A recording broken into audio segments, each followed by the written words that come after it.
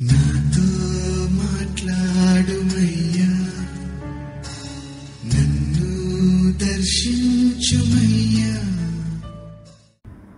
మన ప్రభువైన రక్షకుడైన యేసుక్రీస్తు పరిశుద్ధ నామములో మీ అందరికీ శుభములు తెలియచేయుచున్నాను. మీరందరూ ప్రభు యొక్క కృపను బట్టి క్షేమంగా ఉన్నారని ఆశిస్తూ ఉన్నాను. ఈరోజు బలపరిచే వాక్యము లూకా సువార్త 5వ అధ్యాయము 3వ వచనము. ఆయన ఆ దోణిలో సీమోనుదైన ఒక దోణి ఎక్కి దరి నుండి కొంచెం త్రోయమని అతన్ని అడిగి కూర్చుండి దోణిలో నుండి జనసమూహములకు బోధించుచుండెను. సీమోను తన సహోదరుడైన ఆంద్రియా ద్వారా నడిపించబడిన వాడై ప్రభువైన యేసు వద్దకు వచ్చాడు. ప్రభు అతన్ని చూచి కేఫా అని పిలిచాడు. ఆ మాటకు రాయి అని అర్థము. కేఫా అన్నా పేతురు అన్నా ఒకటే, ఎందుకంటే ఈ రెండు మాటలు కూడా రాయి అనే అర్థాన్నే ఇస్తాయి కనుక. ఆ తరువాత ప్రభువైన యేసు సీమోను ఇంటికి వెళ్ళినట్లుగా లూకా సువార్తలో మనము జ్ఞాపకం చేసుకుంటున్నాం. సీమోను ప్రభువును ఎరిగినప్పటికీ, ప్రభు తన ఇంట్లోనికి వచ్చినప్పటికీ సీమోను ఇంకనూ సీమోనుగానే ఉన్నాడు. ఎందుకంటే అతడు తన జీవితాన్ని అనుభవపూర్వకముగా ప్రభువునకు ఇంకనూ సమర్పించలేదు. మనలో అనేక మంది విషయంలో కూడా ఇలానే ఉంది కదూ. ప్రత్యేకించి నూతన విశ్వాసుల విషయంలోనూ క్రైస్తవ గృహాలలో జన్మించినప్పటికీ ఇంకనూ ప్రభువుకు తమ జీవితాలను సమర్పించని వారి విషయంలోనూ కూడా ఇలానే ఉంటుంది. అయితే ఒక దినాన ప్రభు సీమోను దోణిను కోరుకున్నాడు. దాన్ని ఉపయోగించి విస్తారమైన జనసమూహానికి బోధించాడు. ఆ తర్వాత ఆయన సీమోనును చూచి, నీవు దోణిను లోతునకు నడిపించి చేపల పట్టుటకు మీ వలలు వేయడని చెప్పాడు. ప్రభు అలా చెప్పడం ఆ సమయంలో సీమోనుకు హాస్యాస్పదముగానే ఉండి ఉంటుంది. ఎందుకంటే అతడు మరియు అతని సహచరులు రాత్రంతా ప్రయత్నించారు, కానీ ఒక చేపను కూడా పట్టలేకపోయారు. అందుకే అతడు ప్రభువును చూస్తూ, ఏలినవాడా, రాత్రి అంతయు మేము ప్రయాసపడితే కానీ మాకేమీ దొరకలేదు అన్నాడు. అయితే ఆ తర్వాత అతడు ఏమనుకున్నాడో ఏమో, అయినను నీ మాట చొప్పున వలలు వేతనని ఆయనతో చెప్పెను. వాస్తవానికి అతడు ప్రభు చెప్పిన వెంటనే ఆ పని చేసి ఉండాలి. కానీ అతడు తనకంతా తెలుసన్నట్లుగా తన ప్రావీణ్యతను గురించి అతిశయిస్తూ తన ప్రయాసం అంతటిని గురించి గొప్పగా చెప్పుకుంటూ అలా చేయటంలో ఏం ప్రయోజనం లేదన్నట్లుగా మాట్లాడాడు. ఆ తర్వాత నువ్వు చెప్పావు కాబట్టి చేస్తున్నాను, కానీ ఏం ప్రయోజనం ఉండదన్నట్టు అపహాస్య ధోరణిలో మాట్లాడుతున్నాడు. అయినను అనే ఈ మాటను మనం జాగ్రత్తగా గమనించాలి. అతడు యజమానుడా అనే అర్థమిచ్చేలా ఏలువాడా అని ఒకవైపు మాట్లాడుతూనే మరోవైపు అయినను అని అతడు అంటున్నాడు. ఇక్కడ మనకు సంపూర్ణ విధేయత కనిపించట్లేదు, కానీ కొద్ది విధేయత మాత్రమే కనిపిస్తుంది.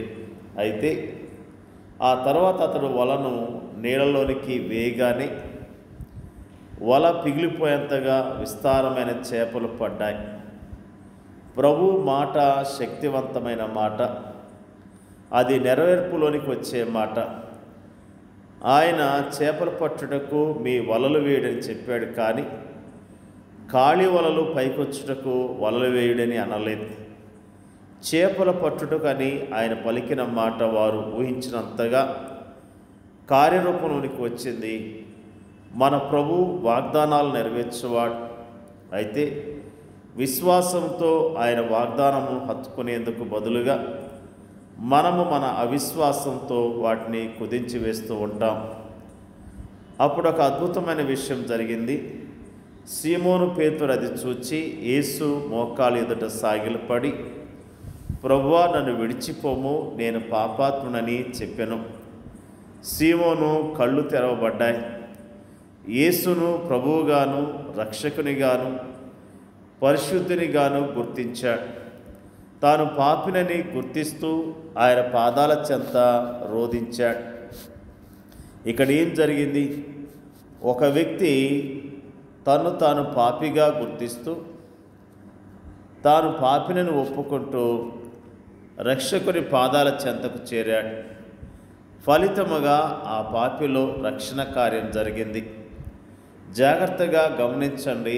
ఆ సందర్భములో పరిశుద్ధాత్ముడు సీమోనును పేతురుగా ప్రకటించాడు. సీమోను పేతురు ప్రభుతో, ప్రభువా, నన్ను విడిచిపోము అన్నాడు. అయితే ప్రభువు పేతురును విడిచిపోలేదు. కానీ భయపడకము, ఇప్పటి నుండి నీవు మనుషులను పట్టువాడవై ఉందువని అంటూ అతన్ని ధైర్యపరిచాడు. నేను నిన్ను విడిచిపోను, కానీ నీవే నన్ను వెంబడించు అంటూ అతన్ని నడిపించడం ప్రారంభించాడు.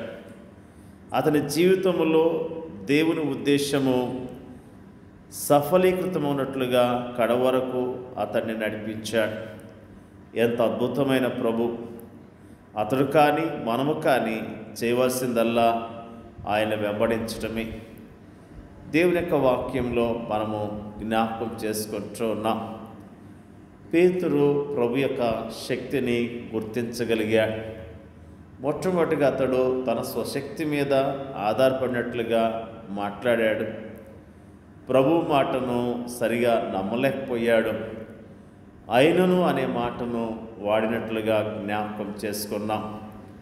ప్రభు మాట విని మరి వలలు వేసినప్పుడు విస్తారమైన చేపలు పట్టినట్లుగా మనము జ్ఞాపకం చేసుకుంటున్నాం.